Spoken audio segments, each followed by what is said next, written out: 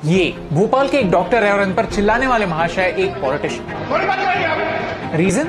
क्योंकि वो एक ऐसे पेशेंट की जान नहीं बचा पाए जिनका ऑक्सीजन 30% से भी कम था। 30% में मैं आपको बोल चुका हूँ, ऊपर वाला आ जाए तो नहीं बचा सकता। हम तो इंसान है, डॉक्टर है। इस इंसिडेंट के बाद इस सीनियर डॉक्टर का मोराल इतना डाउन हो गया कि वो रिजाइन करने की सोच रहे थे। रो रहा हूँ, मुझे नौकरी नहीं करना, मैं नहीं करना हूँ। इतनी गाली खाने के लिए मैं पैदा दे दिया, मैंने इस्तीफा दे दिया, मैंने मुझे नौकरी नहीं करना।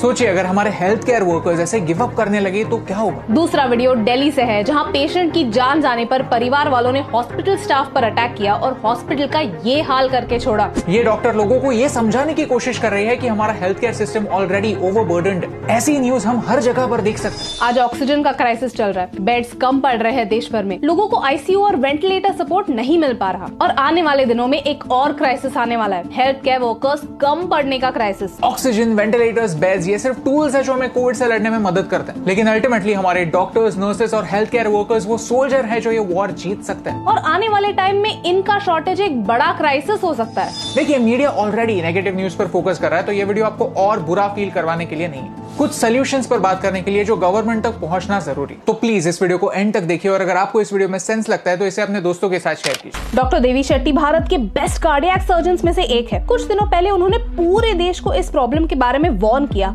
और साथ में एक सोल्यूशन भी बताया। लेकिन देवी शेट्टी सर है कौन? He is the founder of Narayan health, जो दुनिया के मोस्ट अफोर्डेबल हॉस्पिटल्स में से एक माना जाता है और यहाँ भारत के 12% हार्ट सर्जरीज होते हैं। भारत का प्रॉब्लम गरीब लोग नहीं, गरीबी है, लेकिन इसका मतलब ये नहीं कि अफोर्डेबल हेल्थ केयर पॉसिबल ही नहीं। एक गरीब इंसान महीने के सिर्फ 10 रुपए देकर एक लो कॉस्ट हेल्थ इंश्योरेंस का हिस्सा बनता है, जिससे आने वाले समय में अगर कोई मेडिकल इमरजेंसी आती है तो उसे मदद मिले। डॉक्टर देवी शेट्टी को उनके काम के लिए पद्म भूषण मिला है, क्योंकि वो भारत के प्रॉब्लम्स के सामने घुटने नहीं टेकते, वो सोल्यूशंस ढूंढना जानते हैं। डॉक्टर देवी शेट्टी का मानना है कि आज भारत में ऑक्सीजन की कमी है, लेकिन इसका सोल्यूशन है। हमारे इंडस्ट्रीज इंडस्ट्रियल यूज के लिए होने वाला ऑक्सीजन मेडिकल यूज के लिए प्रोवाइड कर सकते हैं और ये क्राइसिस आने वाले टाइम में सॉल्व कर सकते हैं, लेकिन प्रॉब्लम वहां पर खत्म नहीं होगा। लेकिन अल्टीमेटली हमारे डॉक्टर्स, नर्सेज और दूसरे हेल्थ केयर वर्कर्स पेशेंट्स को ट्रीट करते हैं, उनकी देखभाल करते हैं और हमारे हेल्थ केयर सिस्टम को सपोर्ट करते हैं। कुछ टाइम पहले एक कॉन्फ्रेंस में डॉक्टर देवी शेट्टी ने ये मैन पावर प्रॉब्लम्स ऑडियंस के सामने लाया और उसे कॉम्बैट करने के लिए कुछ शॉर्ट टर्म सजेशंस दिए। Let's talk numbers.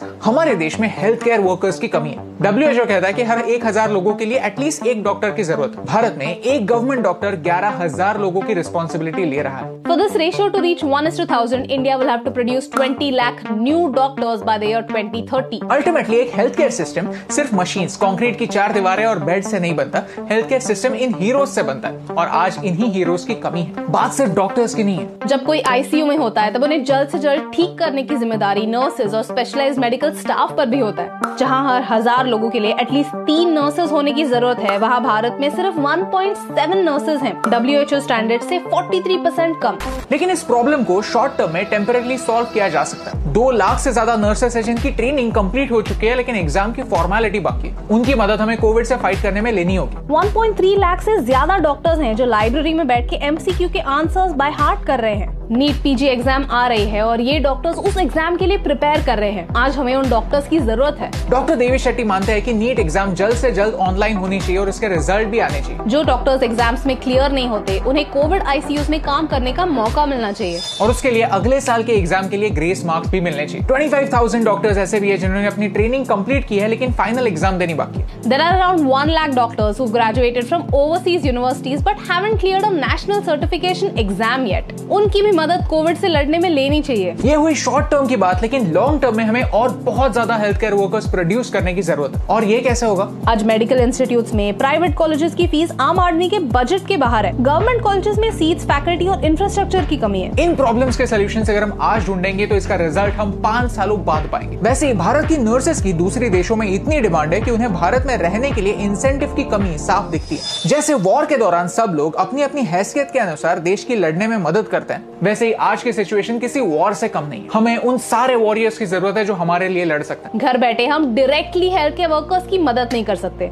लेकिन चिता की फोटोज शेयर करके उनका मोरल डाउन करने से अच्छा है कि ऐसे सोल्यूशंस शेयर करें जिससे हम सब की मदद हो। सोचिए अगर ऐसे काबिल लोग जो इमोशंस के साथ नहीं डेटा के साथ कोविड से लड़ना जानते हो, अगर वो हमें लीड करे तो कोविड को हराना पॉसिबल है। पिछले साल जब पहली बार कोविड भारत आया तब हम PPE किट्स इंपोर्ट करते थे। लेकिन इस प्रॉब्लम पर भारत के लोगों ने सोल्यूशन ढूंढा और सिर्फ 8 हफ्तों में हम सरप्लस पीपीई किट्स बनाने लगे। वेंटिलेटर्स की कमी आज भी है, लेकिन साथ ही साथ लो कॉस्ट वेंटिलेटर्स के ऑप्शंस भी हमारे आईआईटी के स्टूडेंट्स ने ढूंढ निकाले। अगर हम हमारे स्मार्ट लोगों पर विश्वास रखें, उनकी बात सुने और एक सोल्यूशन ओरिएंटेड माइंडसेट के साथ आगे बढ़े तो इम्पॉसिबल इज नथिंग। आज हमें ये रियलाइज हो रहा है कि जिन लोगों को हम हीरोज कहते हैं वो मालदीव्स में छुट्टियां मना रहे हैं, और जो असली हीरोज है वो हर दिन 45 डिग्री टेम्परेचर में पीपीई किट पहने हुए देश की सेवा कर रहे हैं। अगर हम उन्हें ऐसे ट्रीट करने वाले हैं तो सच में हम उन्हें डिजर्व ही नहीं करते।